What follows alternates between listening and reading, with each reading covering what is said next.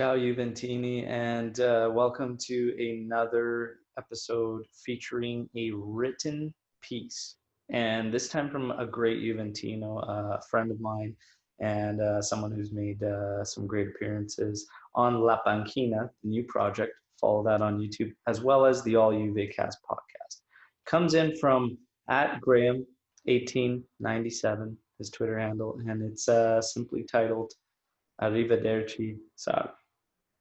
Here's his thoughts on should Sarri stay or go, and kind of has implications if Juve were to go trophyless.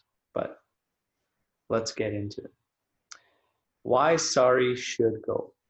Previously, I wrote that in order for Sarri to remain as Juventus manager, he had to deliver on two fronts: successfully defend Juve's league title, to deliver 9 in a row, and show signs of progress, that he is taking the style of play in the right direction.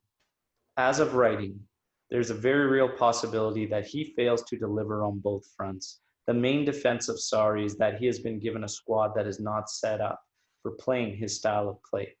As if the squad is filled with mediocre quality players and Sarri should have sympathy for this. Wrong. Compare the current team with the previous season under Allegri and it is arguably better. Yet the team overall has performed worse than it did last season. Are fans really supposed to believe that the current midfield and defense is worse than last season? Next segment, One Trick Pony. Sarri is known solely for his Sarri ball brand of football. But what else does he bring to the table when this approach doesn't work? Based on performances so far this season, not much. In order for Sarri ball to work, a team must pass the ball from player to player in quick succession whilst also applying high pressure on an opponent. Despite having almost a full year with the current squad, signs are that Sarri is no closer to achieving his preferred style of play than he was whilst the ink dried on a newly signed contract to take over Juventus.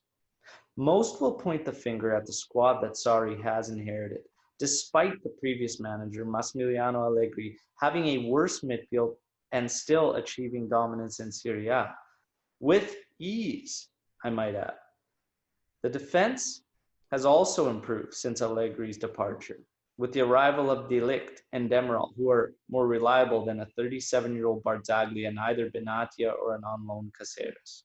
Yet under Sarri, Juventus have already conceded more goals with 5 games remaining than they did over the entire league campaign last season. Another damning statistic for Sarri is found over the previous 3 matches, which is not pretty reading. 9 goals conceded, 7 goals scored, and 2 points from a potential 9. This shows that when it comes to defensive duties, Sarri is either incompetent or simply doesn't care. Sarri was appointed in the hope that he could continue Juventus' winning run on the domestic front, but by doing it in style, and so far the supposed style has some fans wishing that Allegri was still in charge. Very damning indeed. When Sarri ball either fails or doesn't turn up at all, Sarri offers little else except a busy 90 minutes for Szczesny, who has at times been Juventus' best player on the pitch. Passing the buck. When Sarri was in charge of Napoli, his complaints and excuses were amusing for Juve fans, such as complaining about Juventus playing their games before Napoli, resulting in his own words, Juventus have several winnable games before us, and this could put pressure on our team. Now that he has brought this mentality to Juventus, anything but funny. One thing that you can guarantee after Juventus defeat is an excuse from Sarri, and usually not a very good one. Recently, this has come in form of justifying recent performances with the excuse that these things also happen to other teams. Twice Sarri has used this line after awful performances against Milan and Sassuolo, and this is not good enough from a Juventus manager. 4-2 defeat to Milan. In quotations from Sarri, we had a total blackout for 15 minutes. It has happened to other teams in this period. Throwing away a 2-0 lead is fine because apparently this also happens to other teams. After the 3-3 draw to Sassuolo, Sarri's words, we struggle to have physical and mental continuity, but it also happens to other teams. Therefore, it's okay if this happens to Juventus too, despite teams like Sassuolo and Atalanta having the same schedule yet playing much more convincingly. No matter the manner of a bad result, Sarri will look elsewhere as an explanation rather than his own reflection in the mirror. And when he does offer a form of criticism towards himself, it's not even intentional, as time and time again, he has no answers for what's taking place on the pitch. Just take the Lyon defeat as an example. 90 minutes of football that saw Juventus fail to hit the target once. And Sarri's post-game explanation for this, I don't know why I cannot get the players to understand the importance of moving the ball quickly. I continued to tell them, and there were many who were doing it, moving the ball too slowly and therefore getting into the wrong positions. In Sarri's own words, he doesn't know.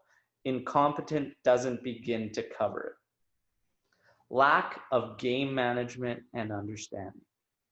When a team has a 2-0 lead and is coming under heavy pressure from the opposition, the best approach to counter this is defend in numbers and weather the storm. Basic game management. Instead, Juventus's recent approach to this is do nothing and allow the opponent to have their way with the old lady.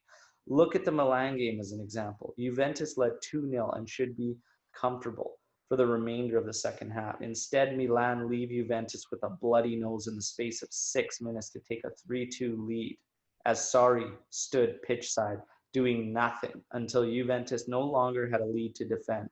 Only afterwards did he make changes that ultimately did nothing to change the game. It was the same old story against Sassuolo too. Juventus take a 2-0 lead before losing the lead altogether, as Sassuolo also score 3 goals, one after another. And again, Sarri does nothing until the opponent has taken the lead. Not good enough. Even when presented with 2 games against Lazio in December, Sarri showed his inability to learn from mistakes. First losing in the league and again in the Super Cup 2 weeks later, both by the same scoreline, 3-1. It would be the first opportunity of silverware for Sarri as Juventus' manager, and it wouldn't be the last that he failed to win either. Having said all this, poor defending should come as no surprise, given how low it is on Sarri's list of priorities. If I saw my team defending and counterattacking after 30 minutes, I would get up and return to the bank because I would not be having fun. Sarri said this while in charge of Napoli, and his opinion looks like it hasn't changed since. Maybe it's time that he did return to the bank.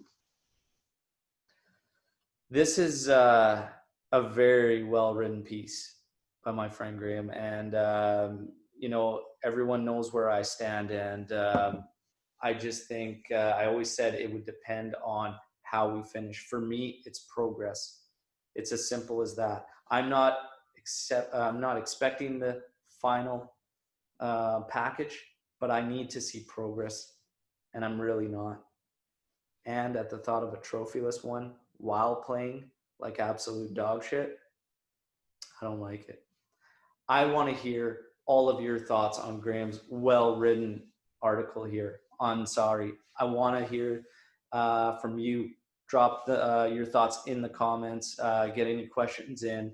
I will post Graham's Twitter handle at the start of this video too, so you'll have that to reach out to him. He's got a fantastic blog where he writes his thoughts together on topics surrounding Juventus. And again, essentially these little videos with these written articles are also open to all Juventini. Should you not feel comfortable joining a podcast and being on video or whatnot, write your thoughts in. I will present them. My platform is your platform. It's for all Juventini. So thank you everyone who has been setting articles in. And again, just want to stress, this is open to everyone.